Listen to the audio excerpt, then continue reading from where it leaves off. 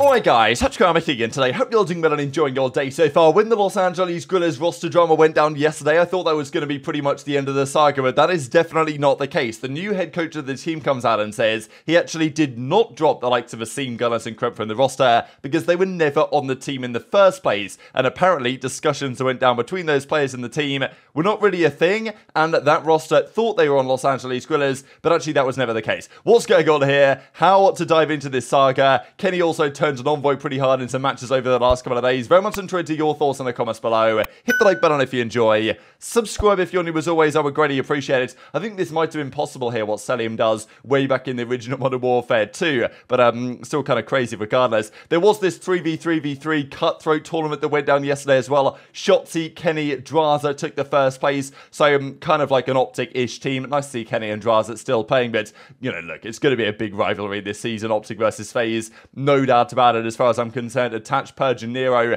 get second place here, effectively part of that Vegas Legion squad. There was this clip as well, and this will lead into what we talk about later today on the knife, or let's just say the karambit, when Shotzzy finds himself in this position in the cutthroat game mode, drops the smoke, drops the Semtex, and then pulls out the knife to get this quick little two-piece here, and, well, there's more to say on that later on today. Now, another big piece of news that was going around are on some of the maps for Modern Warfare 2 that are going to return in this upcoming Modern Warfare 3 title, and Mercado Las Almas is going to be one of them. So, Crown Raceway, a map that you guys probably remember we thought might actually be viable, but then they said, oh, well, hang on a second, we've got some sort of legal problems here, so we can't really do it, because they literally copy and pasted the maps from, well, like, basically the Singapore Grand Prix paddock is what it was, and the pit lane and stuff. And then the hotel map, which we did actually eventually get to play, was just a copy and paste of, was it the Conservatorium Hotel or something in Amsterdam? Something like that. But anyway, Mercado, Farm 18, and Shoot House as well, so again, these Farm 18, even people thought we might be able to play that. Never happened. Mercado was a competitive map. There has been some questions. If this map is in the game, should we play it? You know, like, is it fine? Just because, not gonna lie, hardpoint right now on some of these maps is questionable, to say the very least. Search is great, I think. I've had a good time playing Search, but hardpoint, man, some of the spawns, some of these hardpoint locations leave something to be desired. Now, I don't know if we played Mercado, would the spawns even be as they were last year, right? Where they were relatively predictable and it played okay. Sure, loads of hardpoints. Will they actually keep 7? Will they go down to 5? I don't know. But apparently it's going to be in the game in a reasonable time frame to actually be playable for competitive, possibly for the season. And if that's the case, they might well need to consider it, because there aren't too many options right now for good hardpoint, it's got to be said. There's also questions on the meta right now. We see mainly the Rival, which is the SMG that's used, and then the ACR, right, or the MCW as it's known. Now, the MTZ, as I would call it, is actually pretty good as well. And it's a weapon with a bit more recoil, but some of the classes that I've seen going around definitely make it seem viable, and it's, you know, a slightly faster fire rate version kind of thing of the MCW. Okay, a bit more recoil, but it definitely feels like a viable gun, and right now there's a lot of thoughts as to whether actually we could have a meta somewhat similar to Black Ops 4. Okay, this is wishful thinking, probably. But where you would have an ICR, or effectively the ACR, the MCW in this game, then you'd have 1 or 2 MTZs, which are kind of like a Maddox you could compare, and then a Rival, kind of like a Sorg. So maybe there's a 3-weapon meta cooking it, I don't know. But a lot of people are now finding this MTZ being a pretty viable weapon, and you can see why, looking at the Assault Rifle stat tier from Exclusive Ace. The MCW is at the top, but this is also, you guys can see, the time to kill. The Holger, you can see why it's banned. It doesn't even have any damage drop-off, which is kind of insane. It kills at 4 shots, any range, and very fast at that. So, yeah, the pros GA'd that quite a while ago. But the MTZ here, and you guys can see, it's a 5-shot, and it actually kills quicker than the MCW. The one difference, though, I'm pretty sure, is that the MTZ, you need 2 headshots mixed in with 2 body shots, and then it becomes a 4-shot kill. With the MCW, 1 single headshot takes it down to a 4-shot, not a 5-shot. So that's a pretty important difference. It was the same, you guys might remember, with the Krig back in Cold War, when at the start of the game, 1 headshot plus 3 body shots was a 4-shot kill. Then they made it so it had to be 2 headshots, 2 body shots to be a 4-shot, which is probably better. It's somewhat marginal, but I definitely think it's possible that both of these weapons could be viable in the meta going forwards. Now let's talk about Los Angeles Guerrillas. So yesterday, there was lots going on here, and it seemed like the roster that we thought there was going to be of Gunless, Asim, Crimp, and DiamondCon was effectively dropped, or 3 of the 4 players were dropped, and then they brought in, well, as we believe is now the case, Fame, Estriel, and Assault to round out the team. So we didn't really know exactly what the story was behind the scenes, but Vios here, the new coach of the team, comes out and says this: just to clear things up, I'm absolutely unfazed about the negative comments that were made yesterday. You know, we saw from Enable and stuff, said that this guy has no idea what he's talking about, and sure, that was tongue-in-cheek, whatever. As many in the scene know, no one was in contact with anyone at LAG until they very recently approached me to build a roster. Now, look, just pay attention to these words. Just because there is some contradictions here. Like, there's no way of denying it, that this statement here, nobody was in contract with anyone at LAG, is simply not true based on what we see in a couple of minutes. Now, I'm not to say that the rest of what he says is not true, and maybe he didn't know any better, but it's quite clear with what we'll see in a second that people were in contact with people at LAG. So, I don't know, just keep that in mind. Maybe not to the extent of actually being on a roster, but there were talks, surely. So anyway, saying that I dropped, got rid of, or even scummed these players is false and based purely on rumours, given that LAG was never in discussion with them. I obviously expect criticism. I'm sure that many judge agree with my decisions. That's fine. My job and mission is to prove people wrong. Hopefully it goes well for this guy, just because,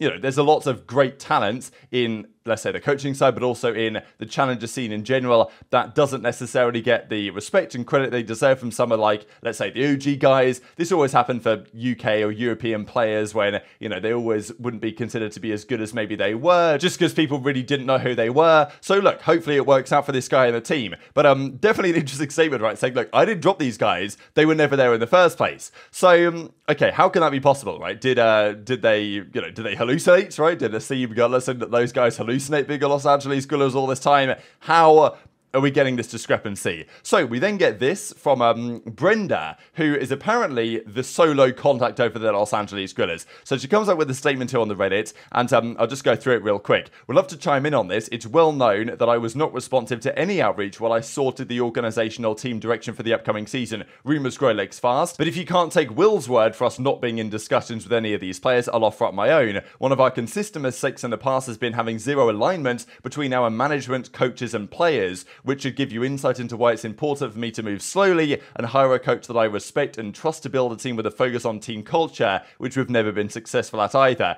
You know, sure. Let's be honest, like, is this team really going to achieve anything anyway? Probably not. Would the team with Asim, Gunless, Crimp, DiamondCon achieve anything anyway? Probably not either, but still, it's nice to see them have a different approach, I guess, because it's not worked for these guys over the last few years, to be fair. Approaching a group of players before that piece made no sense and never happened. So I think this is the point. The team of 4, the DiamondCon, Gunless, Crimp, and Asim team, was probably never talked about with LAG as like, oh yeah, you guys are our roster. But it's very plausible, and I think that it's maybe more than likely, that from an individual level, the team was in contact with some of those players. Because let's not forget, Asim said he got a text from the team after they played a wager to say, yeah, you know, we're moving a different direction now. So, you know, obviously was some contact there. It's not like there was never talks between the two parties. And clearly, a lot of those players were probably in talks with LAG or tried to reach out to Brenda for a long time to get something sorted. So as she goes on to say, I know this isn't how COD teams are usually run, but we have the ability this year to change things up and give someone more than deserving of an opportunity to build out their vision and see if we can find success with a fresh approach instead of using a broken formula. And it's extremely unfortunate that my quietness was used as a tool to fuel a false narrative. Here we are again, baby, false narrative. It's the second time in a couple of years we see this after, well, if you guys know about the Cellium, this false narrative is nothing but lies, then you know what I'm getting into there. So she also went to follow up as well and said that, yeah, she never reached out to that original roster as a team. But as people saw this and quite rightly were saying, like, hang on a second, how did, you know, Asim, Gunless, those guys think they were LAG?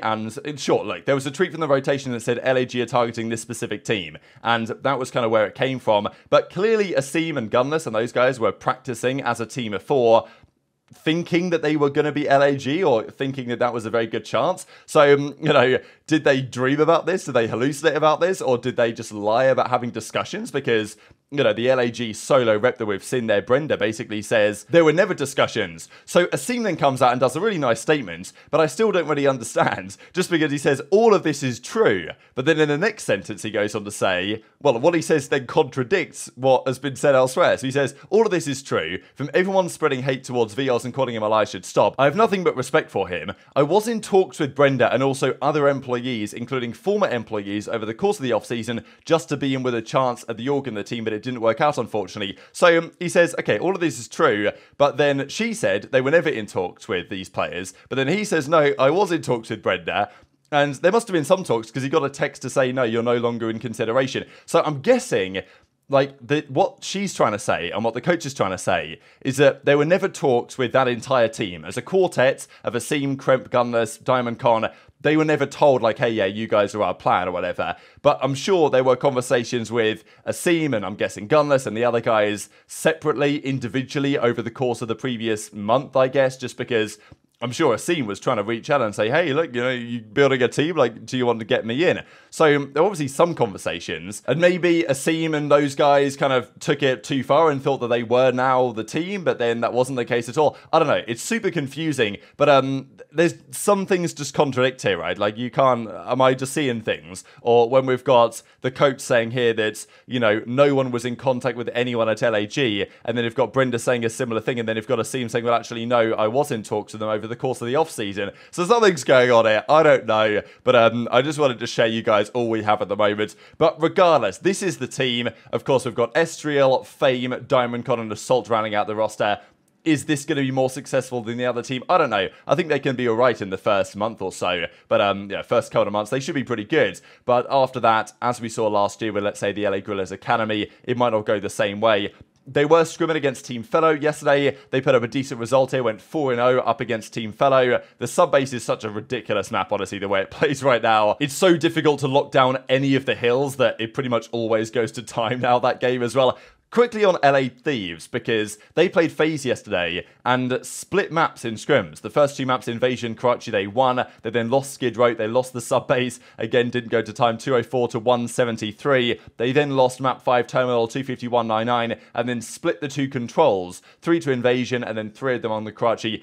Controls are shambles right now, but these are the only 2 maps that are kind of viable. But still, out of the, 7 maps they played, Thieves won 3, lost 4 to FaZe. That's a pretty impressive early start. And just before we close out here, I wanted to share this clip of Kenny, because there's been lots of people getting 180, spat on in this game so far, to be honest. And it's good, like, I think the higher time to kill helps with this type of stuff. These outplays, these, spitting on other players.